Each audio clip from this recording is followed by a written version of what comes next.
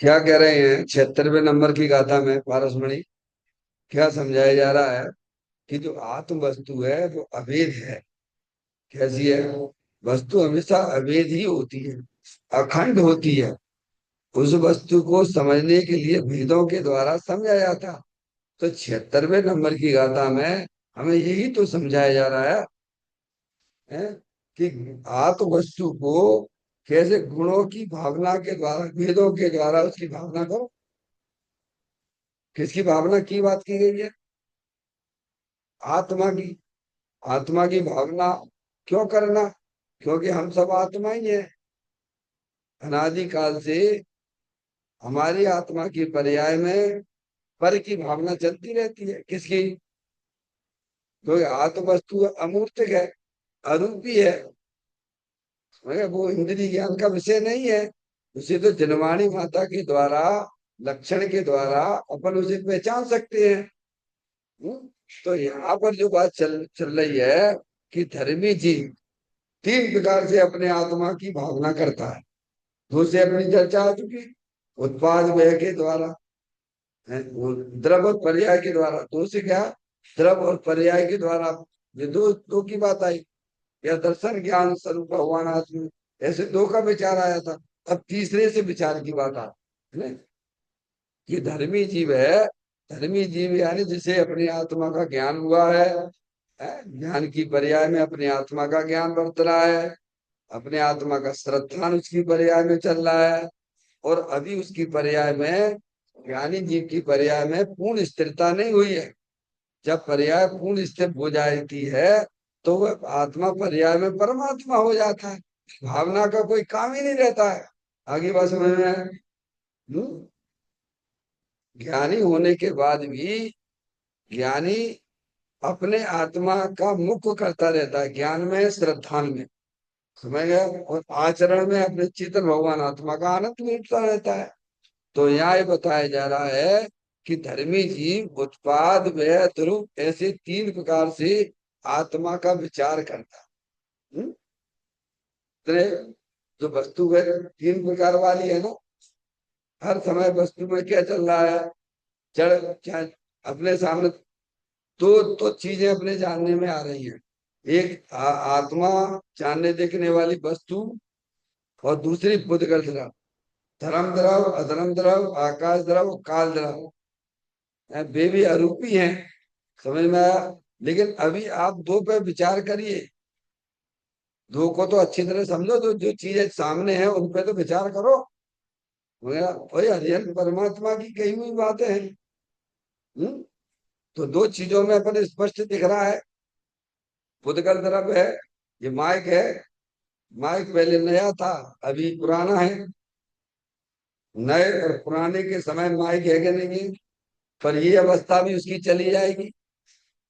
अब कोई चीड़ चीड़ और वाली आ जाएगी तो माइक रहता है ना। ये माइक अनंत भूतगल की स्कंद रूप पर्याय है। ऐसे अपन उसको समझ रहे हैं। ऐसे ही अंदर चेतन भगवान आत्मा रूपी है। समझ गया? और राग आदि पंडितियां भी रूपी है, दुख रूप पर्याय, जिसे आश्रम तत्व कहते हैं।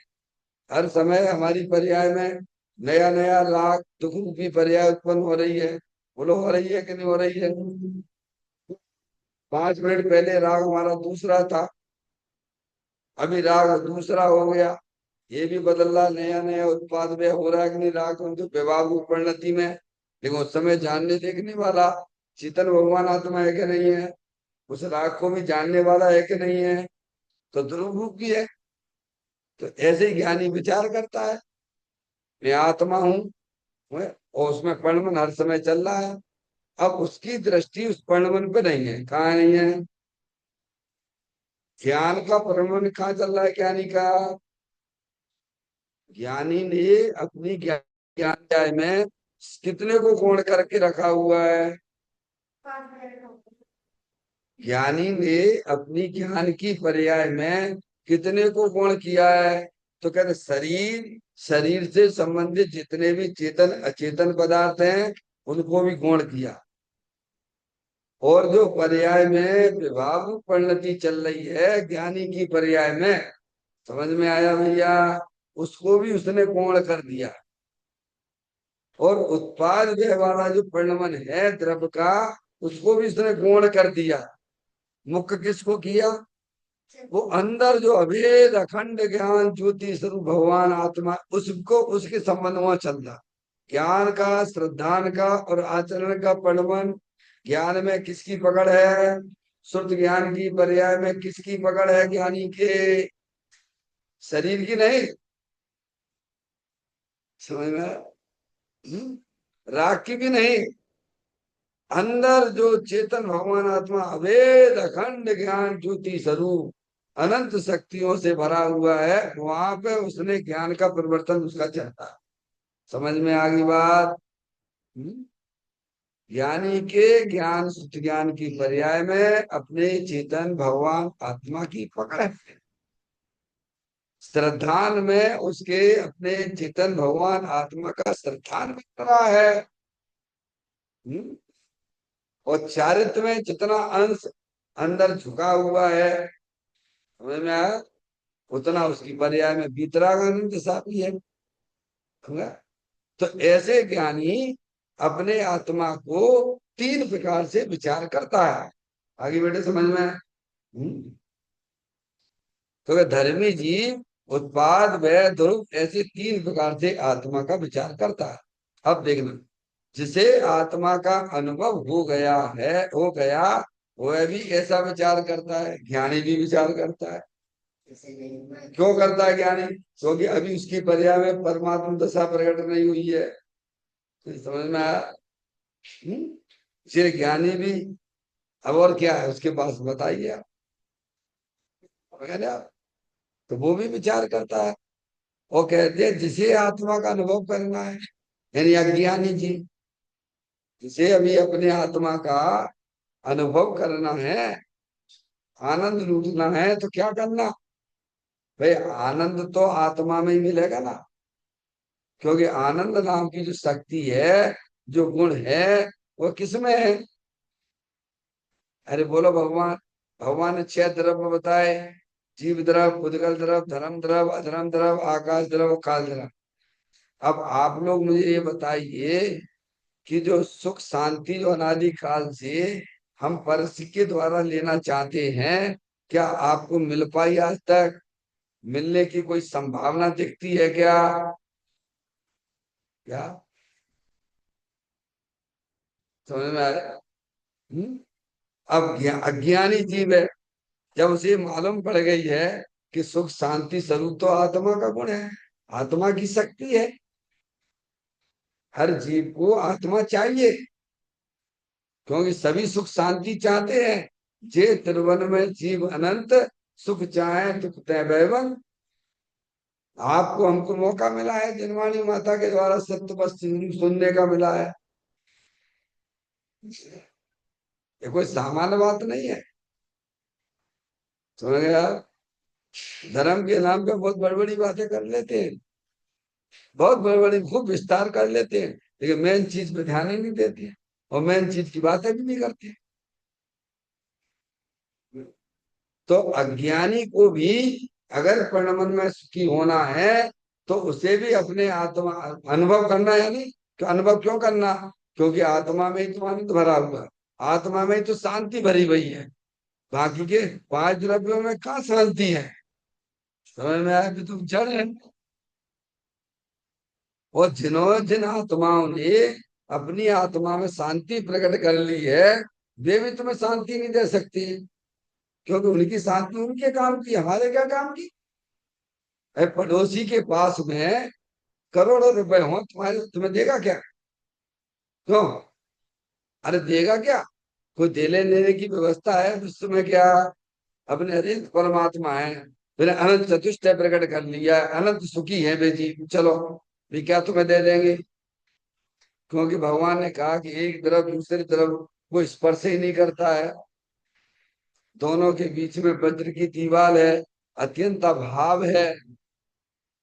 इसीलिए उनकी भी आशा छोड़ दीजिए। संसारी जीव तो दे ही नहीं सकते, क्योंकि वे तो स्वयं दुखी है। एक लड़का एक लड़की से सुख चाहता है, क्या चाहता है? अरे बोलो भैया, काय के लेन? ये लड़का लड़की भग जाती है, काय की नैन बह जाती हैं? सुखी होने के लिए। काय के लिए? एक दुखी दूसरे दुखी को सुखी कर सकता है क्या? यहाँ तो कह रहे हरि परमात्मा अनंत सुख रूप परिणमन कर रहे, वे तुम्हें नहीं दे सकते हैं, तो दुखी तुम्हें कैसे दे देगा? ऐसे ज्ञानी की परिणमन में इस प्रकार का सम्यक विचार चलता रहता है। समझ में आया? तो अज्ञानी जीव है, वह भी अगर उसे एक आत्मा का सुख, आत्मा में सुख है और सुख उसे चाहिए, तो उसे भी अपने आत्मा को जानना चाहिए। कैसे जानना चाहिए? भेदों के द्वारा, गुणों के द्वारा। ऐसे पहचाने। तो कहते हैं कि जिसे आत्मा का अनुभव करना है, वह भी इसी जाति से विचार करता है। विचार करना जरूरी है। देखो, सम्यक दर्शन की प्राप्ति मन वाले को ही होती है। क्या कहा? ये आपको हमको जो मन मिला है, महान पुण्य का उदय है, समझना। संगी पंचेंद्री मन वाला होना भी महान दुर्लभ है। और उसमें मन मिलने के बाद भी चैन कुल में पैदा हो जाना, उसके बावजूद भी आपको ये तत्व की बातें सुनने मिल जाना, कितनी दुर्लभता, दुर्लभता है। समझ में आए भैया?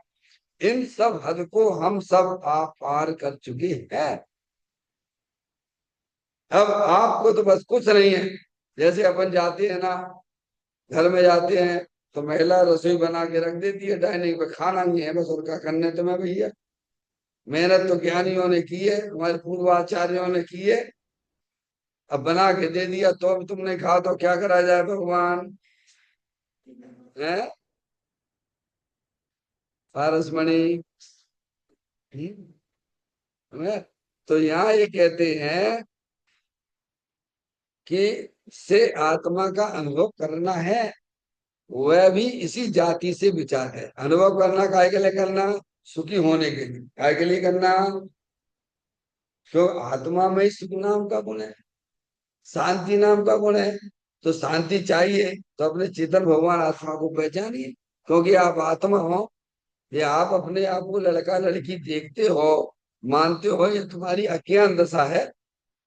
समझ में आया भैया? वो संसार का कारण अज्ञान दशा है, और सच्ची है सम्यक दशा, वो मोक्ष का कारण है। सम्यक दर्शन, सम्यक ज्ञान। तो वह भी यही काम करे, जैसे ज्ञानी विचार करता है, वो भी करे। आत्मा ध्रुव अपेक्षा कायम टिकता है, और उत्पाद की अपेक्षा नहीं पर्यारूप होता है। आत्मस्तु अरूपी है ना, अंदर अंदर अरूपी है ना, आत्मा रूपी है ना। तो मुझे मालूम है कि हर समय देखो, अपनी पर्याय में देखो, हर समय उत्पाद में चल रहा है। पारसमणि जानने वाला। देखो क्या है, हम कहाँ दिक्कत आ रही है? ज्ञान का परिवर्तन किधर? उत्पाद व्यय में नहीं, उत्पाद व्यय का ज्ञान है। क्या दृष्टि ध्रुव की है? क्या कह रहे हैं? उत्पाद व्यय पे से दृष्टि हटाई। उत्पाद व्यय का ज्ञान वर्तता ज्ञानी को, दृष्टि ध्रुव की रहती है। क्योंकि ज्ञान में पकड़, सुप्त ज्ञान की पर्याय में पकड़ उत्पाद व्यय की नहीं होती है। उत्पाद व्यय की अगर पकड़ बनाएगा तो उसको पर्याय में भाव मरण होगा। क्या होगा? जो अनादि काल से आत्मा करता चला आ रहा है, भाव कर्म, ये भाव मरण सदियों से करता है। समझ में? आप संयोग की दृष्टि अपने ज्ञान में रखेंगे, अथवा पणमन की दृष्टि आप अपने ज्ञान में श्रद्धान होगी, तो पर्याय में भाव मरण होगा। पूर्व में मैंने आपको कहा था, अज्ञानी अज्ञानी जीव विधवा जैसा अनुभव करता है, ज्ञानी अपने आप को हमेशा सद्भाव जैसा अनुभव करता है। विधवा और सद्भाव का मतलब समझते हो?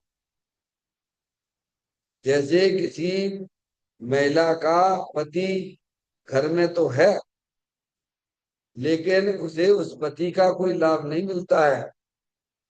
समझ में आया? समझ में आया?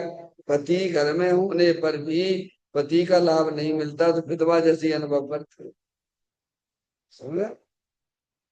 और ज्ञानी ज्ञानी सद्भाव जैसा अनुभव करता है।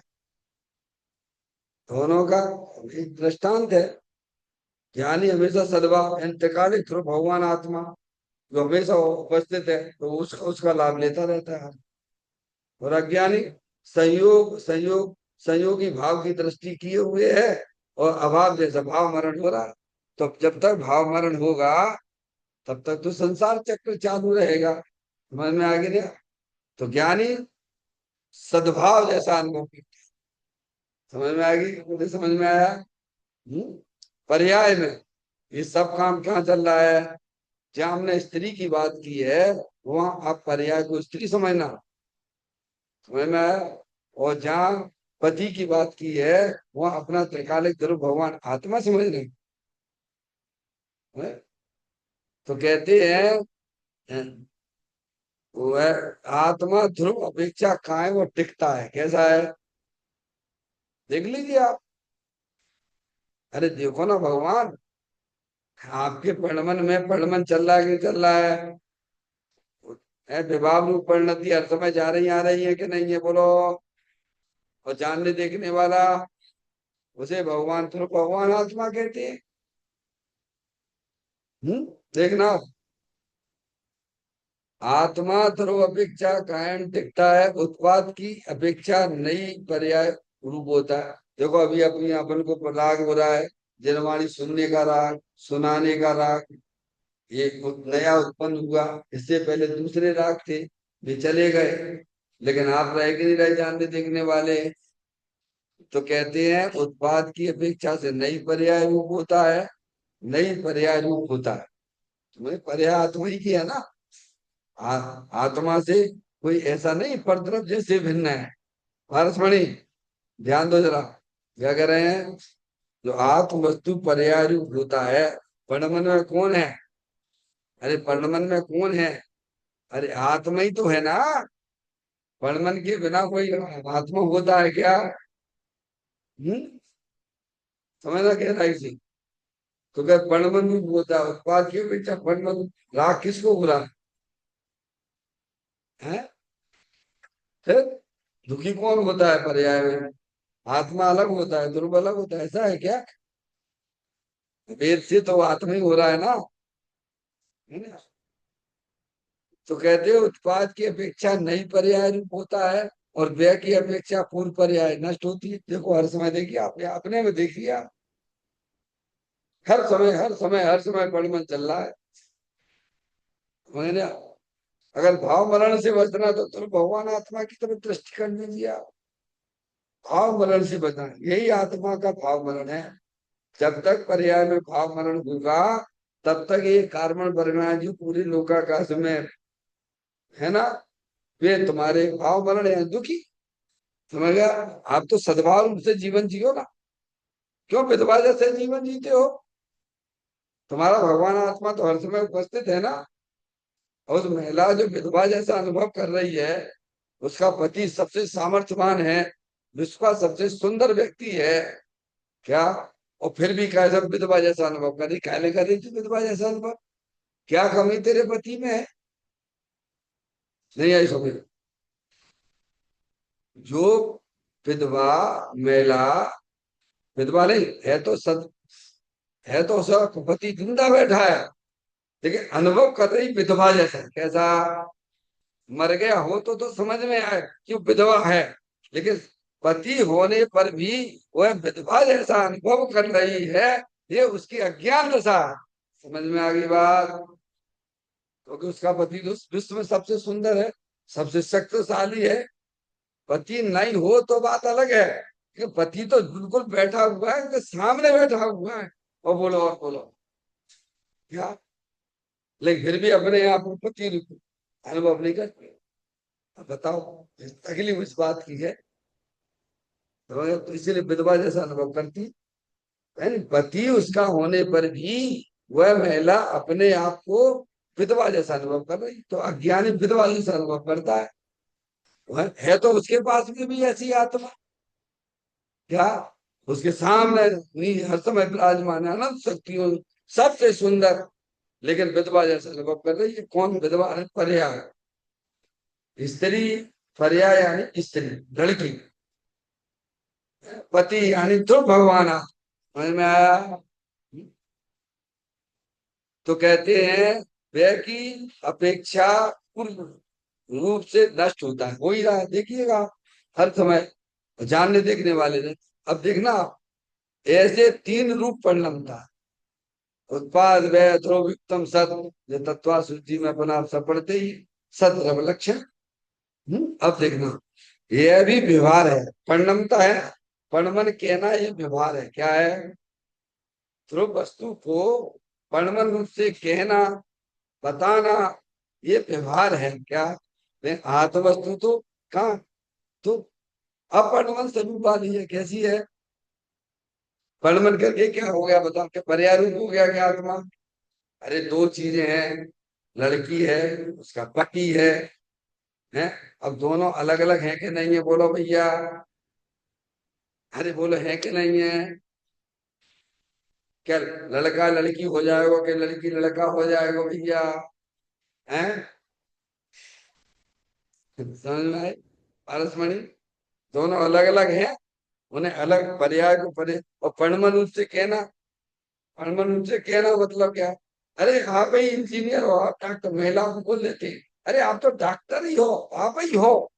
डॉक्टर आपका पति है, और चाहे डॉक्टर कह रहे हो, और अनपढ़ लड़की है, और वह कह तू तू ही डॉक्टर है, हमारे लिए तुम ही सब कुछ हो। क्या कह रहे हैं? नहीं ऐसा, प्रधानमंत्री की पत्नी, वो कहा हमारे लिए तो तुम्हें प्रधानमंत्री हो, तो इसे प्रधानमंत्री कहना ये व्यवहार है नहीं है? समझ में आया भैया? ऐसे आत्मा परिणमता है, ये कहना व्यवहार है। समझ में आ गई? द्रव अलग चीज है, पर्याय अलग है, दो वस्तुएं ना समझना। पर द्रव्य पर्याय के बीच में इस प्रकार की व्यवस्था है। तो कह रहे ये तो व्यवहार, यह भी व्यवहार है। अब समय सार की आठवीं गाथा के अनुसार, व्यवहार उपदेश देने वाले या सुनने वाले किसी को भी अनुसरने योग्य नहीं है। क्या कहा? कहते आठवीं गाथा, समय सार की आठवीं गाथा। आठवीं गाथा क्या है? ये आत्मा ज्ञान वाला है, दर्शन वाला, 7 नंबर की है। और है दर्शन ज्ञान चारित्व वाला, ये 7वें नंबर की गाथा है। मिलेच्छ को मिलेच्छ भाषा में समझाया क्या, लेकिन मिलेच्छ नहीं हो जाना चाहिए। पारसमणि, ठीक है, व्यवहार जाना हुआ प्रयोजनवान है, अनु आदरणीय नहीं है। क्या कहा? नहीं आप वहीं पे अटक जाओगे, नहीं यही मेरा धंधा है, लोगों को समझना समझाना, ये मेरा धंधा है क्या? तुमने इसी को अपना कर्तव्य मान लिया, तो फिर आपको अपनी आत्मा का लाभ कब मिलेगा? समझ गया? तो वहां 8वें आदम, व्यवहार जाना हुआ प्रयोजन है, आदरणीय आश्रय करने लायक नहीं है। तो कहते हैं समय सार की 8वीं गाथा के अनुसार, व्यवहार उपदेश देने वाले, व्यवहार उपदेश देने वाले या सुनने वाले किसी को भी अनुसरने योग्य नहीं है। समझ गए आप? व्यवहार अनुसरने नहीं, आश्रय लायक नहीं है। अब वहां से भी ऊपर आइए, क्या आइए? अभी अपन ने भगवान आत्मा की बात है समझी, अब समझ के करना क्या? अब समझ आओ, ये व्यवहार की जो बातें चलती हैं आत्मा के बारे में, ये स्वभाव है। ये क्या है? स्वभाव। अब स्वभाव को भी छोड़कर क्या करना है? आपको जैसे ऊपर की सीढ़ी चढ़ना है, सीढ़ियां चढ़ना है, तो क्या करोगे? एक छोड़ते जाओगे, ऊपर चढ़ते जाओगे, ये करते हो नहीं करते हो? ऐसे ही व्यवहार बीच में आता है, तो उसको छोड़ दीजिए, यानी उसकी दृष्टि छोड़ दीजिए। अब बिल्कुल चुपचाप, जब कुछ नहीं करना, क्या करना? जैसे आपने भगवान की पूजा करी, भक्ति करी, चलो ठीक है, स्वभाव है भगवान, अब क्या करना? अपने आत्मा के साथ भी तो बैठो। ऐसे दिनवाणी सुनना सुनाना, बस कर लिया, अब क्या करना? काय के लिए था ये सब बातें? अब आत्मा के साथ बैठने के लिए था, आत्मा का आनंद लेने के लिए था, तो अनुसरने योग्य नहीं है। जानकारी लेने के लिए तो है, वह व्यवहार बीच में आता है, तो कहते अनुसरने योग्य नहीं है। उत्पाद व्यय रूप निरंतर बदलने पर भी वस्तु ध्रुव है, क्या है? जैसे आपसे कहा कि पंखा है, चलता हुआ पंखा, समझ में आया? तो कितना चला? चलते हुए पंखे को हमने पूछा कि बोलो पंखा चल रहा है कि बंद है? तो आपने कहा कि पंखा चल रहा है। क्या बोला था आपने? वो चल ही रहा था वो तो फिर हमने आपसे पूछा कि कितना चला है? फिर क्या? चलते हुए पंखे को हमने आपसे पूछा कि पंखा चल रहा है कि बंद है? तो आपने कहा चल रहा है। फिर हमने दूसरा प्रश्न किया कि कितना चला वो तो अपनी जगह ही है। तो ऐसे ही यहाँ कहते हैं कि उत्पाद व्यय रूप निरंतर बदलने पर भी वस्तु, यानी जो जिससे अपनों को क्या है, जो आत्म वस्तु है, अनंत शक्तियों से भरी हुई है, वो आत्म वस्तु है, ध्रुव है, टिकाऊ वस्तु है। हो गया? वो बदलने वाला पोर्शन तो पर्याय का था, और नहीं बदलने वाली ध्रुव वस्तु है, तो ध्रुव है। वह अनुसरणीय योग है। क्या करना? वहीं पर अपने ज्ञान का प्रवर्तन कराना, उसी को श्रद्धा का विषय बनाना, और उसी में अपना लीन करना। क्या करना? अनुसरने का मतलब क्या है? कि ज्ञान में भी उपाधि ध्रुव वस्तु रहे, परस्मरण ज्ञान में भी, चौकम ज्ञान में भी ध्रुव वस्तु रहे, श्रद्धा में भी अपनी ध्रुव वस्तु की श्रद्धा रहे, और आचरण में भी क्या, ध्रुव वस्तु की मुख्यता रहे। इस प्रकार आश्रय करने योग्य तो अपना त्रिकालिक ध्रुव बहुमान आत्मा है। इसलिए संयोग पर्याय की दृष्टि छोड़ के ध्रुव स्वभाव की दृष्टि करना, यही हमारे लिए सभी के लिए प्रयोजन है। निकाय स्मरण प्रति क्षण करो रे, भावी के अनंत दुखी को पल में हरो रे।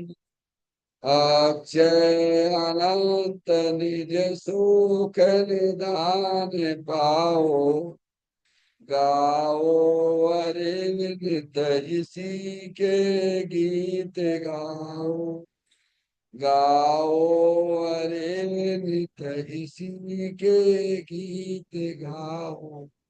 9 बार नमोकार मंत्र का स्मरण।